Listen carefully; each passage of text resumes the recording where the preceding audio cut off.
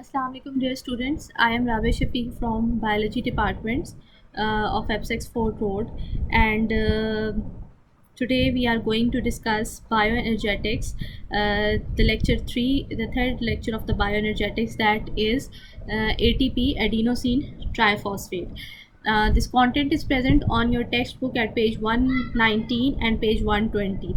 As we were discussing bioenergetics, we have discussed the basic concepts. We have discussed that what is bioenergetics.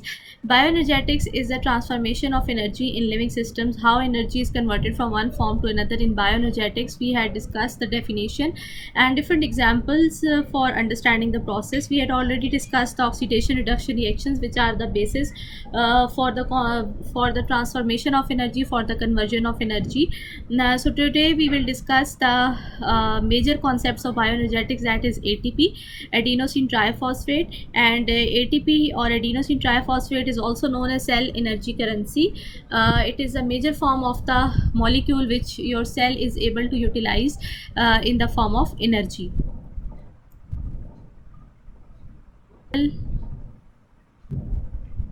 At the end of this lecture, you people will be able to understand the structure and role of ATP in the cell. ATP. This term ATP stands for adenosine triphosphate, and this adenosine triphosphate is basically discovered by Carl Lohmann in 1929, and it is a major energy currency of the cell, and it is a nucleotide. We will discuss what is nucleotide actually. So it is a major source of energy for majority of the cellular functions. And what are these cellular functions? These are the synthesis of complex biomolecules like DNA, deoxyribonucleic acid, ribonucleic acids, and proteins. DNA and RNA, the basic components which are involved in the synthesis of these complex molecule, is also a nucleotide. It plays a very significant role in movement, in the process of movement. It is involved in the transmission of nerve impulses from one nerve to another. It is also involved in the active transport. What is active transport? The movement of substances from a concentration of low gradient area to the region of high concentration by the expense of energy, that is known as active transport. And in active transport, the molecules or the substances, they require ATP. Exocytosis and endocytosis. Exocytosis and endocytosis, they are collectively known as cellular movement. These are the processes in which the substances enter and leave the cell. When substances enter the cell, that is known as endocytosis, and when substances exit the cell, then it is known as exocytosis. Endocytosis and exocytosis can be passive transport, or it can be the active transport. So when it is an active transport, it requires energy, and that energy is provided to the cell in the form of ATP. Now we will discuss what is the structure of ATP. ATP actually stands for adenosine. This A stands for adenosine, T stands for tri, and P stands for phosphate. It is a nucleotide. It is a biomolecule that is known as nucleotide. A nucleotide basically consists of three subunits: a nitrogenous base, a ribose sugar, and the phosphate group. Now this adenosine triphosphate, this word adenosine is collectively used for this nitrogenous base and the ribose sugar, and triphosphate mean that there are three phosphate groups present in this molecule.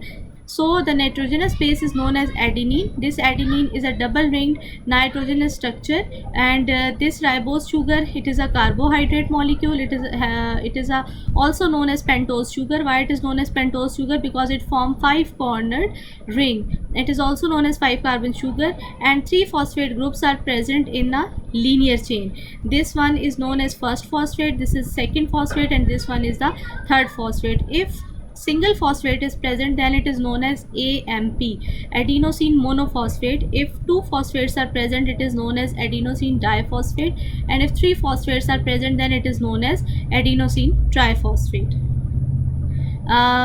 The same thing, adenine, which is a double ring structure having nitrogenous residues in it, a ribose sugar, which is a pentose sugar having 5 cornered ring, and the high energy bonds are present in between the phosphate group. If If singly adenine and ribose sugar are present, it is known as adenosine.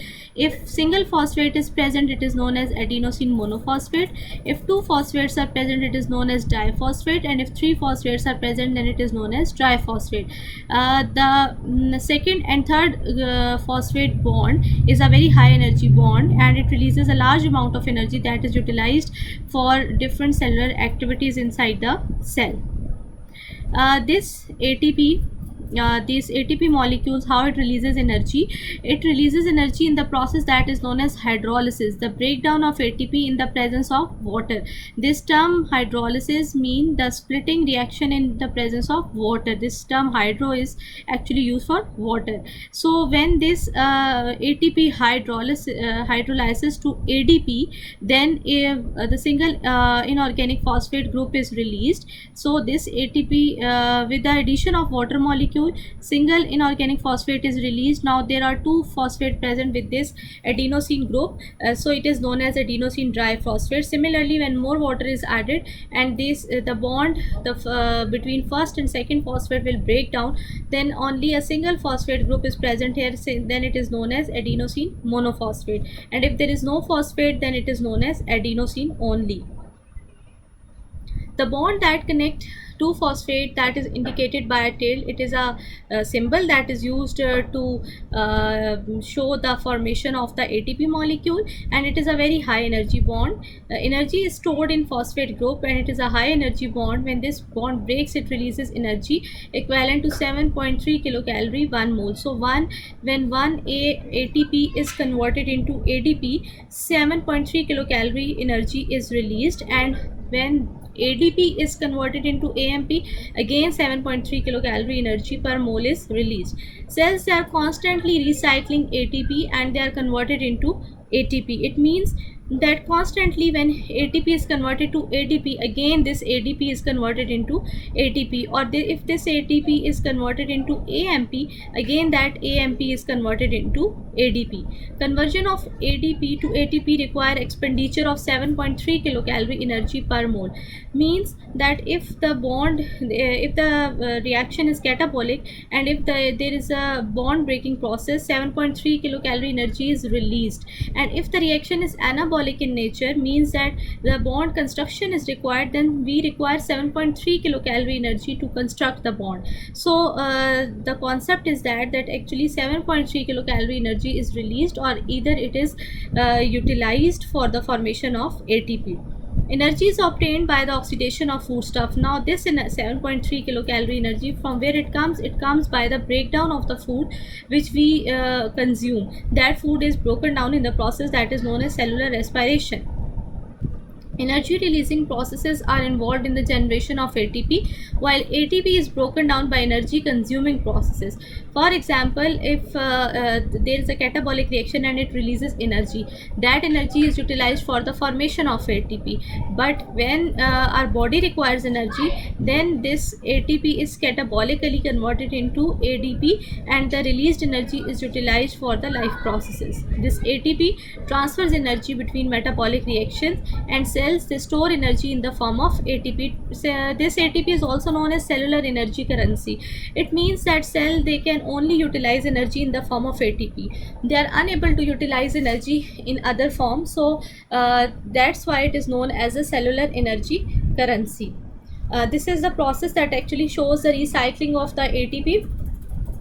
When ATP molecule adenosine diphosphate combines with inorganic phosphate, it results in the formation of ATP. This energy can be incorporated in this molecule by the help of sun, then it is known as solar energy, or chemical energy in any form, then it is known as a chemical process.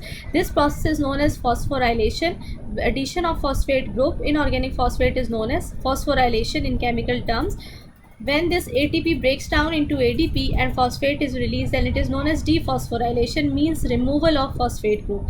And this energy is utilized for cellular work, including anabolism, means the construction of the complex organic molecule.